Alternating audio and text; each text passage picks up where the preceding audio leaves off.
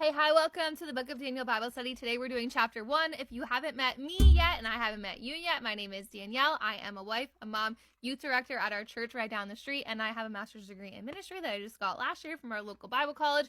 I am someone who walked away from faith, came back, and just prayed that God would give me a love for the Bible, and he did. And so I'm here every day. We teach a chapter of the Bible.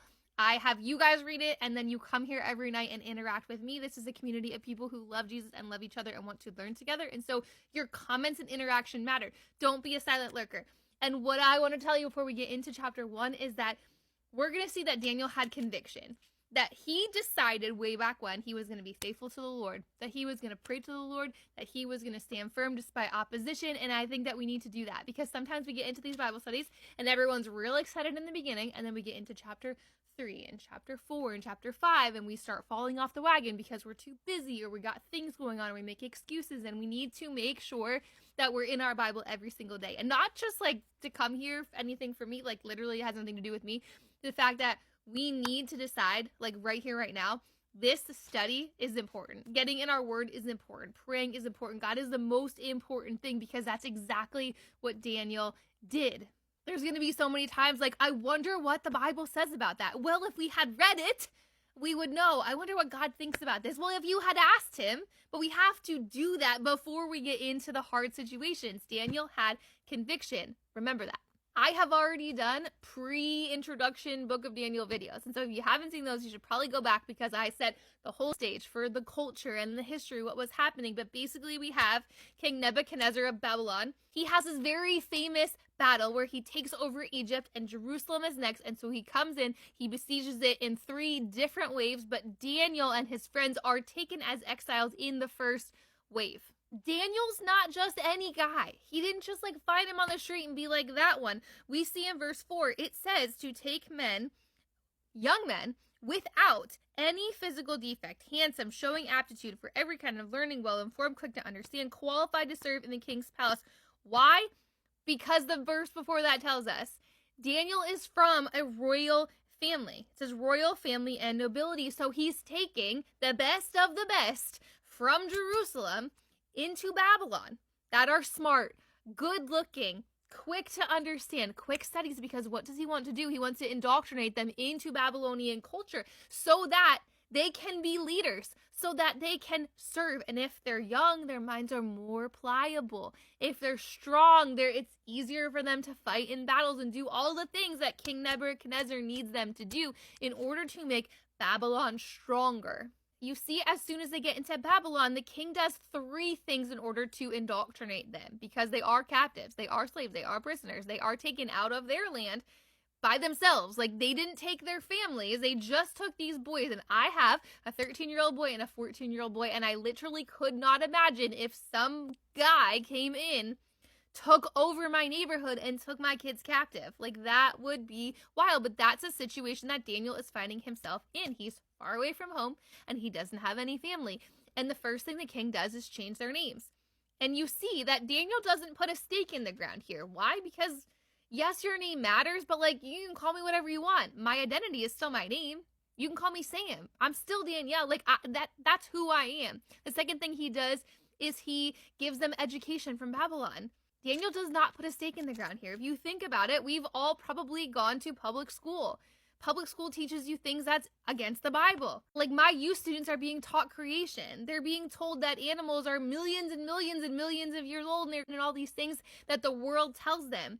But when they have the foundation that, like, okay, you can teach me that, but God is my foundation. I know God is my creator. Like, I know these things about God, so you can teach me things, but it doesn't change what I believe. But he does put a stake in the ground. In verse 8 it says, but Daniel refused not to defile himself with the royal food and wine. So this is where Daniel says, no more. You've changed my name. You've given me a public education. But if you're going to make me try to eat the food of Babylon, I'm not going to do it. Why is that so important? It feels like that would be the easiest part, just like eat it. What really is happening is this food in Babylon was probably sacrificed to idols, and it didn't follow Jewish kosher law.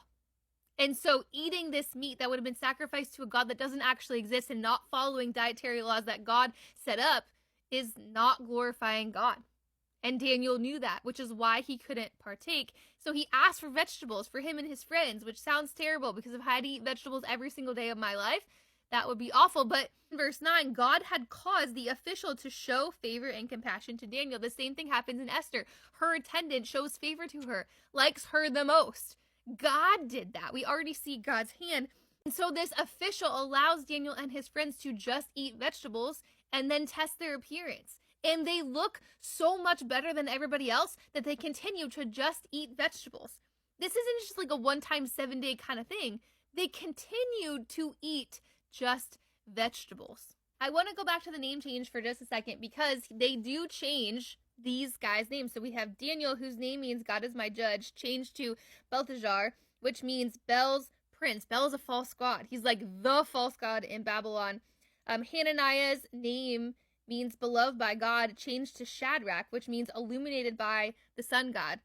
Mishael's name meant who is as God, changed to Meshach, is who is like Shak, who's a goddess in Babylon.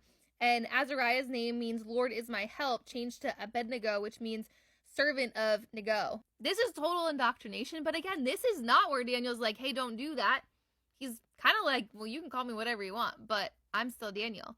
And my name still means the Lord is my judge. And I'm still going to follow God no matter what you call me. And because these 4 men, I mean, they're really boys, stood faithful to God. It says, God gave them knowledge and understanding to all kinds of literature and learning. And Daniel, this is the key part because he's going to do this a couple times, could understand visions and dreams of all kind. This isn't just because of food. This has a spiritual aspect to it. And not only do they look better, not only does God bless them, the king notices. It says that he found them 10 times better than all the magicians and enchanters in the whole kingdom. 10 times better. That's God at work. God moved these boys from Jerusalem into Babylon, which was the power at that time. And he not only just moves them to Babylon, he moves them to Babylon in King Nebuchadnezzar's court, which means that Daniel, Shadrach, Meshach, and Abednego had ability to have interactions with the king. And the last line is not a throwaway line, although it may seem like it. It says in verse 21, and Daniel remained there until the first year of Cyrus. The first year of Cyrus would have been between 538 and 536 BC. This is in 605 BC. That means that Daniel was faithful. So faithful. He was faithful to serve not only King Nebuchadnezzar, but his son, but King Darius, King Cyrus. He was known as this faithful guy that didn't bow under pressure. This wasn't just like a temporary thing. This was a lifetime of following the Lord when it didn't make sense, of being in places that he'd probably rather not, of probably never seeing his family again. He stayed in Babylon because that is where God placed him. That is where God used him. Faithfulness is not doing the right thing once. It's doing it over and over and over again. That is what marks a faithful person. That is what marks Daniel. That is what we need to have in our lives. We need to be faithful people who don't follow the Lord just once or when it's convenient, but do it over and over and over again. And so I need you to see that Daniel had conviction. He also had courage. He didn't fight every little battle. He didn't argue about his name and the education and the food. He stood up when it absolutely mattered. And I also need you to realize that small decisions show who you are.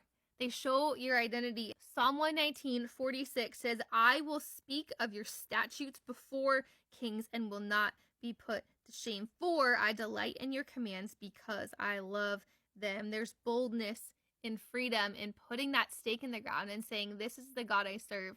This is what I believe. I had lunch with a new friend today and she was kind of a new believer. And she said, I just searched and I wanted to know the answers and I didn't want an apology for it. And I think that we need to be those people who are ready to give an answer and we don't apologize for our faith.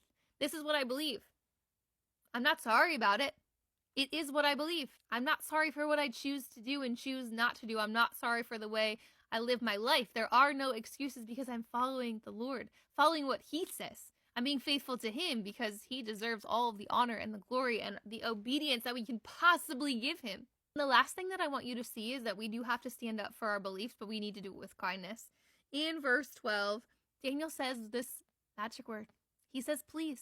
Like, please let us do this. He didn't, like, come with the hammer. He didn't start an argument. He didn't start a war. He didn't start a battle. He wasn't rude about it. He just said, please do this.